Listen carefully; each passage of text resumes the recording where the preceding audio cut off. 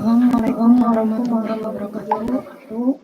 Kami dari kelompok 10 ingin mempresentasikan troubleshooting dan verifikasi SSA, yang dimana beranggotakan saya sendiri, Vidya Diva, ada Jekli, ada Cahyawati, ada Muhammad Demas, ada Panda, dan ada Mahdi.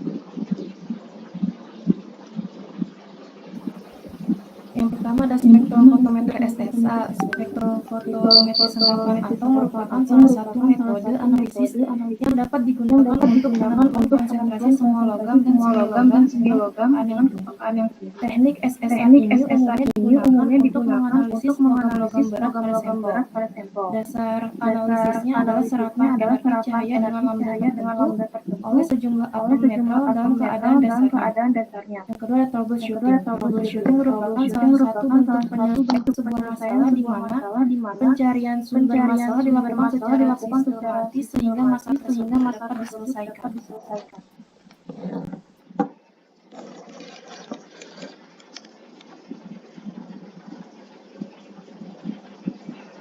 Selanjutnya itu prinsip kerja AES. Metode AES itu berprinsip pada absorpsi cahaya oleh atom-atom, menyerap cahaya tersebut pada panjang gelombang tertentu tergantung pada sifat unsurnya. Nah, Nah, prinsip AES juga dia itu mengesit atom dalam sampel sampel dengan menggunakan sinar matahari atau lampu, kemudian mengamati intensitas cahaya yang diterima oleh detektor.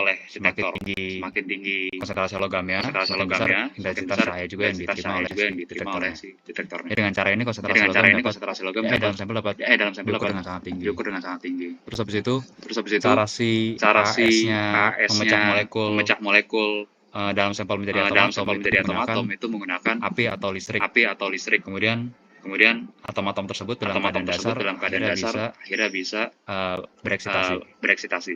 Terus next slide. Nah, cahaya yang tidak diserap oleh atom akan dipancarkan oleh si detektor dan berubah menjadi sinyal yang terukur. Panjang gelombang cahaya yang digunakan bergantung pada susunan elektron atom. Intensitas cahaya yang diukur bergantung pada jumlah atom dalam keadaan dasar.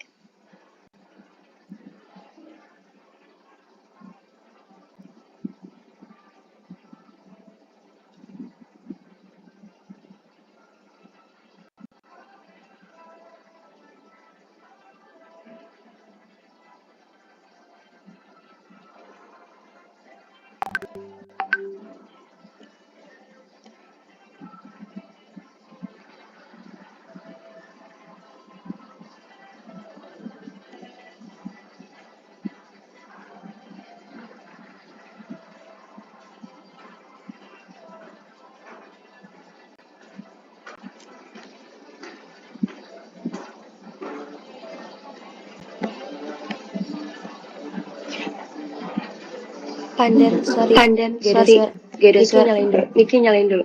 Di record lagi nih ya.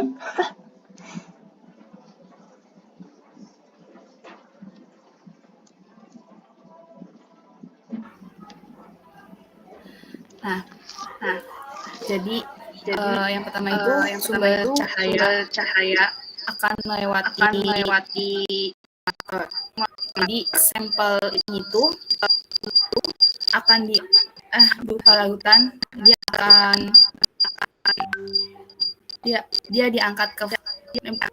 dia akan disedot oleh nebulizer dan akan diangkat ke frame.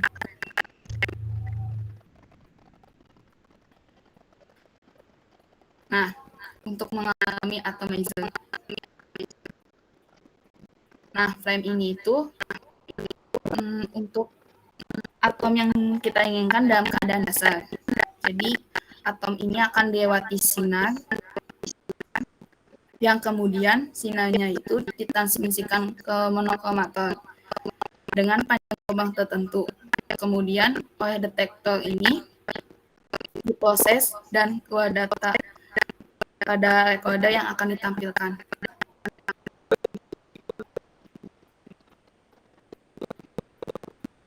Nah, bagian dari AAS itu yang pertama itu sumber cahaya. Lampu katoda berongga adalah sumber radiasi dibentuk oleh anoda tungsten dan katoda berongga silinders yang dibuat oleh logam yang akan dideteksi. Nah, dikemas dalam tabung keras yang berisi gas inert, bisa neon atau argon. Nah, setiap elemen atau logam masing-masing memancarkan radiasi yang unik, spesifik yang digunakan untuk analisis. Nah, lampu katoda ini berfungsi sebagai sumber cahaya untuk memberikan energi sehingga unsur logam yang akan diuji akan mudah tereksitasi. Nah, sumber cahaya yang berupa lampu katoda ini memiliki masa pakai atau umur pemakaian selama 1000 jam. Nah, lampu katoda pada setiap unsur yang akan diuji berbeda-beda tergantung unsur yang akan diuji. Contohnya, misalnya CU atau PB. Yang kedua itu nebulizer. Nebulizer itu yang tadi itu menyedot sampel secara terkendali. Yang kedua itu menyemprotkan sampel dalam bentuk aerosol ke flame. Terus yang ketiga itu mencampurkan aerosol dengan bahan bakar dan oksidan untuk masuk ke dalam flame. Nah, bagian dari AAS itu ada atomizer.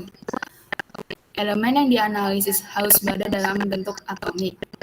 Yang kedua itu atomization, berfungsi memisahkan molekul dan selanjutnya memecahnya menjadi atom-atom. Dilakukan dalam kondisi suhu tinggi, di dalam nyala api, atau di dalam tanur. Rata-rata memakai api.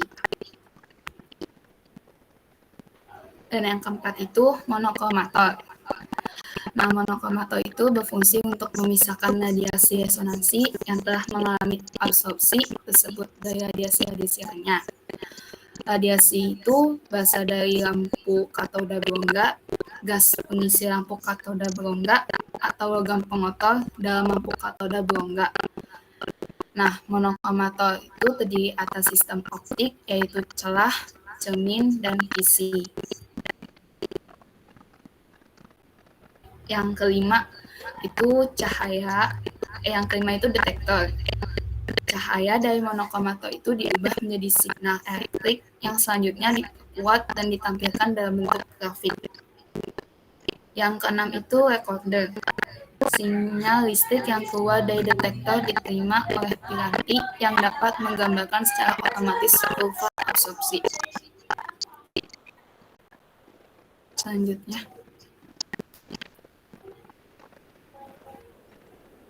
Oke, yang selanjutnya untuk troubleshooting dari spektrometri serupaan atom ini, yang pertama, itu dapat terjadi karena beberapa hal.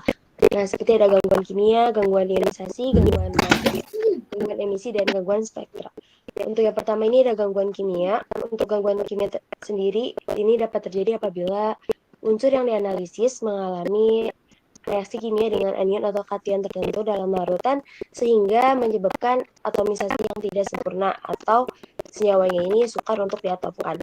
Nah, contoh yang ini pada analisis Ca yang terganggu oleh adanya fosfat atau sulfat. Dan untuk mengatasinya ini dapat dengan menggunakan suhu nyala yang lebih tinggi dan juga penambahan zat pembebas atau zat pelindung. Next. Oke, yang selanjutnya gangguan matriks. Untuk gangguan matriks sendiri dapat terjadi apabila sampel mengandung banyak garam atau asam, lalu pelarut yang tidak menggunakan pelarut yang standar, lalu suhu nyala untuk sampel dan standar yang berbeda. Dan untuk mengatasi ini bisa digunakan metode standar adisi sehingga matriks larutan sampel dan standar digunakan. Selanjutnya.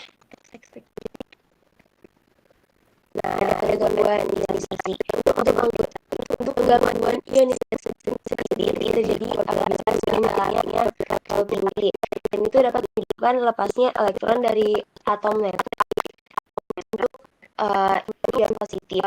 Jadi jumlah atom netral ini dapat berkurang. Nah, untuk cara mengatasi ini dapat dengan penambahan larutan unsur yang mudah untuk diionkan. Selanjutnya ada gangguan emisi. Untuk gangguan emisi ini dapat terjadi karena gangguan elektronik pada fotomultiplier. Untuk cara menanggulanginya sendiri yaitu dengan memperkecil lebar celah serta meningkatkan arus pada lampu. Lalu untuk gangguan spektral sendiri ini dapat terjadi oleh adanya garis serapan lain atom atau absorbansi pita molekul dekat dengan garis spektral unsur yang akan dianalisis.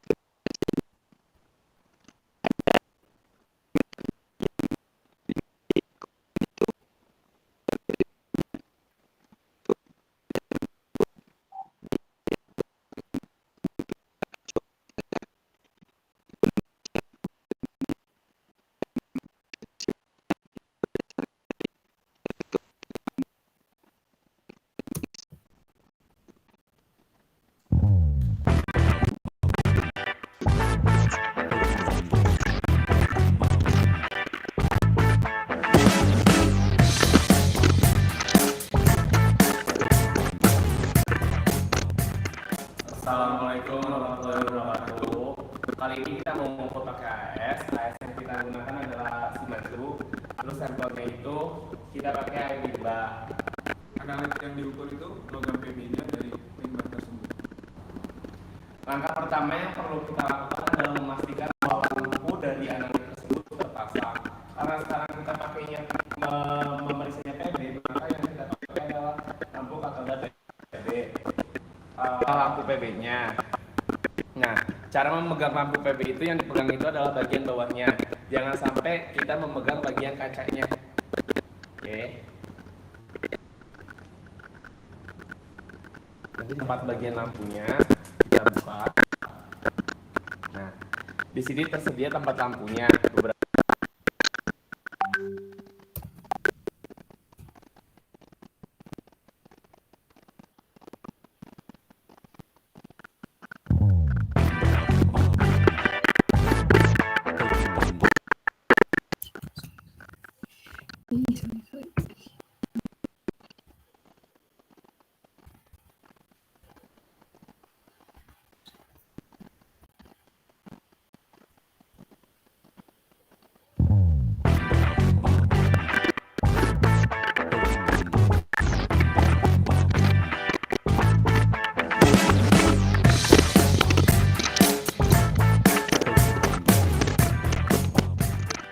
Assalamualaikum warahmatullahi wabarakatuh. Kali ini kita mau mengukur pakai AS. AS yang kita gunakan adalah Shimadzu. Terus sampelnya itu kita pakai air limbah. Analit yang diukur itu logam PB-nya dari limbah tersebut. Langkah pertama yang perlu kita lakukan adalah memastikan bahwa lampu dari analit tersebut terpasang. Karena sekarang kita pakainya memeriksanya PB, maka yang kita pakai adalah lampu katoda PB. Lampu PB-nya. Nah, cara memegang lampu PB itu yang dipegang itu adalah bagian bawahnya. Jangan sampai kita memegang bagian kacanya. Oke.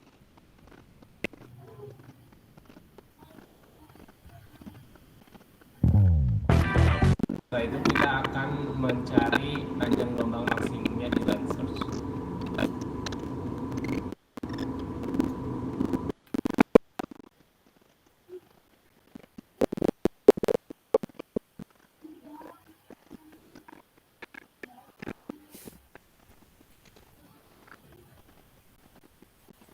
Baik, sekian dari kelompok kami. Apakah ada yang ingin ditanyakan?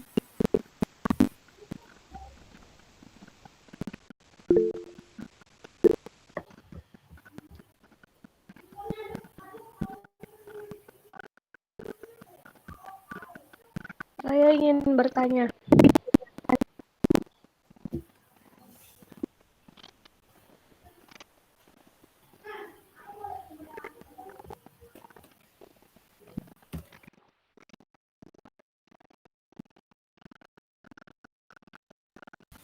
Iya, silakan Bapak. Perkenalkan, nama saya Zalfadia Ulha, NIM 2219186. Saya ingin bertanya, bagaimana sih cara merawat alat AAS ini gitu. Sekian.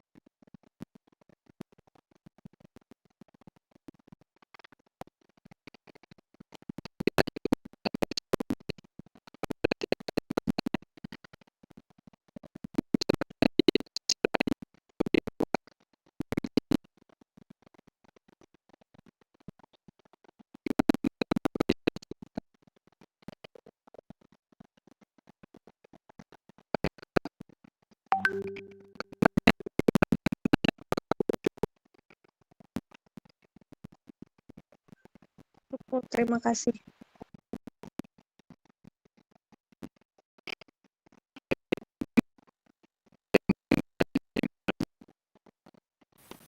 Baik, untuk mempersingkat waktu, jika tidak ada yang menanyakan lagi, kurang lebihnya mohon maaf. Bagi adik kami, wassalamualaikum warahmatullahi wabarakatuh.